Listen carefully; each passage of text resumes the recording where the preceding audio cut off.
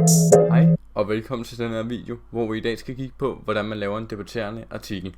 Der er mange måder, hvorledes det her job det kan udføres, men nu vil jeg vise den måde, som jeg plejer at lave mine debatterende artikler, dengang jeg gik i gymnasiet, og hvor jeg tror, jeg fik 12 i alle de debatterende artikler, jeg skrev med undtagelse af en, hvor jeg fik 10 pil op.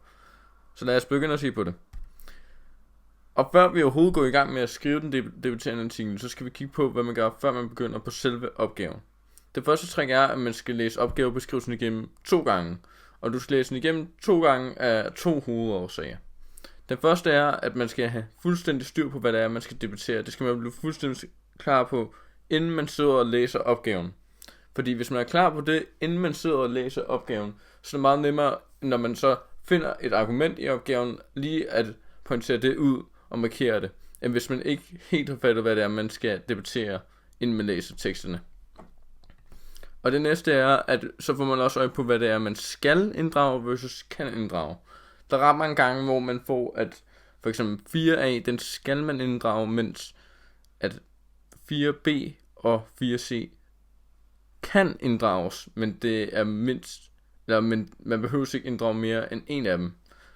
Så det er meget vigtigt at have for øje, sådan at man ikke sidder i en situation, hvor man sidder og tænker, okay, hvordan får jeg lige inddrage det her, og så behøves man egentlig ikke i realiteten at inddrage det.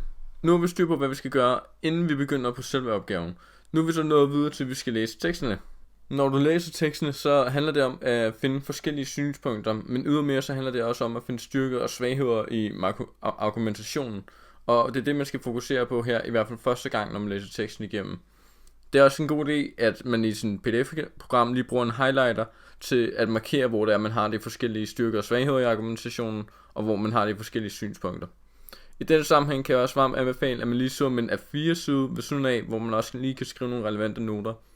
Det kan for eksempel være, hvilket argument der bliver fremlagt hvor, og så lige citatlinjerne. Og så kan det også være, at man får nogle inspiration til egne argumenter, man kan fremføre, og til ens egen holdning. Og ydermere så er det også vigtigt her, at man kan nedskrive, i hvilken kontekst forfatterne har skrevet teksten. Altså, hvad er årsagen til, at de har valgt at skrive teksten, eller hvad er anledningen til, at de har skrevet teksten. Og så går vi lidt videre til layout med mere, for nu vil vi så gå i gang til, at vi skal skrive opgaven. Og her er det vigtigt, at vi til at starte med bruger opgavebeskrivelsens titel som titlen på ens egen opgave. Det gør det meget nemmere, end hvis man selv skulle opfinde en titel, og det her det er et trick, som de fleste bruger, og som også er et lovligt trick. Så det kan jeg varmt anbefale, at man gør. Og at så bliver sensor klar over fra starten af, hvilken opgave det er, du har skrevet, og skal ikke lige til at sidde og læse først, for at finde ud af, hvilken opgave det er, vedkommende sidder med. Og så en anden anbefaling, det er, at man bruger titlen det bliver i størrelse 24 med fedskrift, og man ellers så bør skrive sin tekst i størrelse 12, og man ydermere bruger en linjeafstand på 1,5, og det er ret vigtigt med den der linjeafstand, den er på 1,5, fordi det gør teksten væsentligt mere overskuelig at læse, og gør det væsentligt lettere for både dig at rette opgaven, og for sensor at rette opgaven.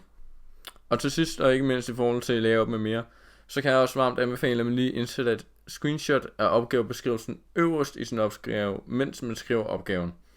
Fordi så det er meget nemmere hele tiden at holde styr på, hvad det er helt præcis det er, jeg skal debattere. Det var også derfor, du skulle læse opgaven igennem 2 gange, opgavebeskrivelsen igennem 2 gange, inden du begyndte at læse selve teksterne.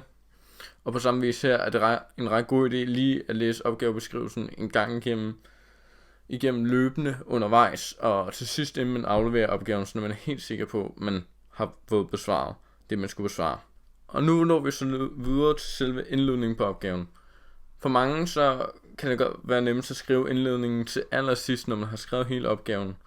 Fordi formålet med indledningen, det er jo, at den skal fange læseren og skabe læselyst. Den skal altså være en lille teaser på, hvad man kan forvente i opgaven, uden at sige for meget. Jeg plejer at bruge den metode, der hedder trækindledning, og den kommer jeg til at vise her. Man kan også bruge andre metoder, men det er den her metode, jeg føler er nemmest at bruge, og det er derfor den metode, jeg altid har brugt til at skrive mine indledninger i dansk, uanset hvilken opgavetype det var. Så det man gør i trækindledningen, det er, at man starter med noget helt generelt i forhold til det emne, man skal diskutere / debattere. Og så gør man det lidt mere konkret.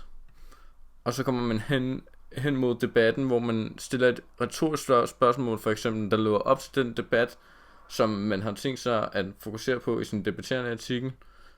Og det er jo retoriske spørgsmål, det får ydermere læseren til at reflektere og undre sig, hvilket også er ideelt, når man prøver at skabe interesse og fange læserens opmærksomhed. Og så til sidst, men ikke mindst, så skal man huske lige hurtigt at præsentere sine tekster, i hvert fald dem man inddrager. Man behøver ikke præsentere både 4A, 4B, 4C. For eksempel hvis man ikke inddrager 4C, så kan man bare nøjes med at præsentere 4A og 4B. Og så når vi så videre til diskussionen. Der skal du så præsentere synspunkter. Og her er det en god idé, at man starter ud med lige at præsentere konteksten først. Altså i hvilken anledning har de skrevet deres tekster. Så ud med at bruge adverbier til at markere, hvor det er, du står henne i forhold til din synspunkt. Det kan for eksempel være, at du skriver en person argumenterer overbevisende eller skarpt for eksempel. Så har du allerede uden at sige for meget prikker hul på, hvor det er, at du står henne i forhold til din holdning. Så selvfølgelig inkluderer nogle citater løbende, der præsenterer de forskellige personers holdninger, og så også uddybe de her citater. Og så er det også meget vigtigt i forhold til diskussionen, at man både viser synspunkter fra den ene side, men også synspunkter fra den anden side. Og i den sammenhæng, der er det også ret vigtigt, at man bruger bløde overgange, som gør teksten lettere at læse og mere appetitlig at læse. Det kan for eksempel være, at man skriver i modsætning til, hvis der er en, der har præsenteret et synspunkt, og der er en anden, der så har et andet synspunkt. Eller ligesom forfatter 1, så mener forfatter 2 således. Så kommer vi videre til debatten, og den helt store forskel på debatten og diskussionen, det er, at man lidt forenklet kan sige, at i debatten, der skal man argumentere for synspunkter, mens man i diskussionen præsenterer synspunkter. Det er meget vigtigt, når man præsenterer sin egen holdning, at man holder sig til en side, og man ligesom er enig med en side i sin argumentation.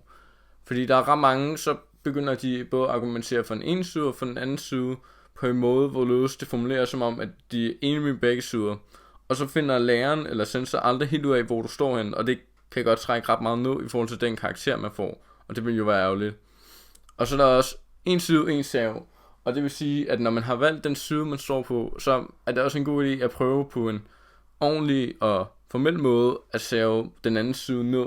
Det viser endnu tydeligere, hvor det er, man står i forhold til de to sider. Det er også vigtigt, at når man præsenterer sine holdninger og argumenterer, at man kommer med en god rygdækning, altså bruger en masse eksempler. Ideelt skal det her være danskfaglige eksempler, såsom at referere til H.C. Andersen og bruge ham i ens argumentation. Og grunden til, at det er en god idé med de her danskfaglige eksempler, det er fordi, det giver et godt helhedsindtryk hos læreren af, at man virkelig har forstået, hvad danskfaget går ud på, og man har styr på de forskellige aspekter af danskfaget. Og så er det også meget vigtigt, at man husker Toulmins argumentationsmodel. Og hvis man ikke kender Toulmins argumentationsmodel, så kan jeg godt anbefale, at man slår den op, inden man begynder at lave sådan en debatterende artikel. Fordi at det er den, man skal bruge som opbygning til ens argumenter. Altså man skal huske, at man skal have en påstand, hjemmel, belæg, og så det næste punkt, som også indgår her, at man skal huske også at bruge gendrivelse, styrkemarkører. Og så er det mere et retorisk skab at bruge retoriske spørgsmål, men det er også en god idé. Og grunden til, at det er en god idé at bruge de her 3 gendrivelse, styrkemarkører og retoriske spørgsmål, det er fordi, det så også viser over for læreren eller sensoren, at man har forstået de her ting. Og måden man viser, at man har forstået dem på, det er, at man bruger dem i sin opgave. Så det er meget simpelt. Og så kommer vi helt frem til slutningen. Og i slutningen, altså konklusionen, det er det vigtigt med at få afrundet opgaven af med de vigtigste argumenter, hvor man selv står, ikke? Så det er altså at præsentere, hvad er mine vigtigste argumenter, og hvor er det, jeg står. Og så er det også meget vigtigt, at man skal kunne læse indledningen, og så kunne læse konklusionen, uden at læse hele opgaven, og så kunne forstå de to dele sammen. Og det er det, jeg mener med, når jeg skriver her, at indledning og konklusion skal være i overensstemmelse med hinanden. Så vidt jeg har forstået, så er der også ret mange lærere, der simpelthen gør det, at til at starte med, også når de læser SRP og DHO for eksempel, at de starter med at læse indledningen, og så læser de konklusionen, og så ser de, om de to ting hænger sammen. Ydermere, så kan man også bruge den ene som inspiration til at skrive den anden. Det kommer lidt an på, hvilken en man starter med. Personligt kan jeg bedst lide at starte med indledningen, men der er ret mange, der bedre kan lide at starte med at skrive konklusionen, inden de går i gang med indledningen. Det er op til en selv. Jeg har også som en lille bonus taget nogle andre vigtige tips med, og de 2 første, dem har vi allerede været lidt inde på. Men det første er, at man skal huske at inkludere danskfaglighed undervejs. Og det vil for eksempel sige, at man bruger en masse danskfaglige begreber, og man i sin argumentation for eksempel refererer til litterære perioder. Det kunne være det moderne gennembrud. eller til forfatterskaber. Det kan for eksempel være Henrik Pontoppidan. Og så nummer 2, at man vælger et klart ståsted. Altså man holder sig til en side af debatten og argumenterer for, at den side har ret. Det behøver heller ikke være ens rigtige holdning, men det er bare vigtigt i sin opgave, at man ikke fremstår ambivalent i forhold til, hvad man selv mener. Og derfor jeg anbefaler, at man holder sig til at argumentere for, at en side af debatten har ret. Og så, det her tip kan i nogle tilfælde være lidt svært, men hvis man ikke har nogen holdning til emnet, som man skal debattere, så lad være med at skrive en debatterende artikel. Det gør det så meget sværere at skrive en god debatterende artikel, hvis man egentlig ikke har nogen holdning til sagen. Selvfølgelig så kan det være således, at man bliver stillet til opgave, at man skal skrive en debatterende artikel, og ikke kan vælge de andre. Så det er jo klart, så bliver man nødt til at påsage sig en holdning. Og det næste vigtige tip, det er, at man skal lege djævelens advokat over for sig selv, når man retter sin opgave. Og med det mener jeg, at man hele tiden skal kigge på sine argumenter og sige, er der nogen måde, hvorledes jeg kunne modargumentere det her? Og hvis der er det, så skal man justere sine argumenter, således de er skudsikre. Det er også derfor, det er ret ideelt, at hvis man har muligheden, at man lige lægger sin opgave væk et par dage, inden man retter den. Det kan dog selvfølgelig i nogle tilfælde være svært. Men det vil gøre den lettere for en selv at opdage, hvis man har nogle argumenter, der måske er lidt svage. Og til sidst men ikke mindst, så husk den røde tråd i opgaven. Det er ret essentielt for opgaven. Og vi har været lidt inde på det tidligere med, at indledningen og konklusionen skal være i overensstemmelse med hinanden. Men så er det også en god idé, når man laver sin egen argumentation nede i debatten, at man også refererer tilbage til nogle af teksternes forfatteres argumenter. Og det sidste men ikke mindst vil jeg også bare lige nævne, at hvis du vil lære mere om den debatterende artikel, så kan jeg meget godt anbefale den her side, der hedder Octavius, som er lavet af Viby Gymnasium. De her er også skrevet i forhold til en analyserende artikel og reflekterende artikel. Generelt så dækker de sindssygt meget, og det har jeg selv brugt meget i gymnasiet, så varm anbefaling til at bruge det her Octavius. I næste video, der vil jeg vise den debatterende artikel, jeg skrev til eksamen i 3.G, og som jeg fik 12 i, for at vise, hvordan man kan bruge alle de her tips og tricks og råd i praksis. Mange tak fordi du så med på den her video, og så håber jeg, at vi ses til den næste video.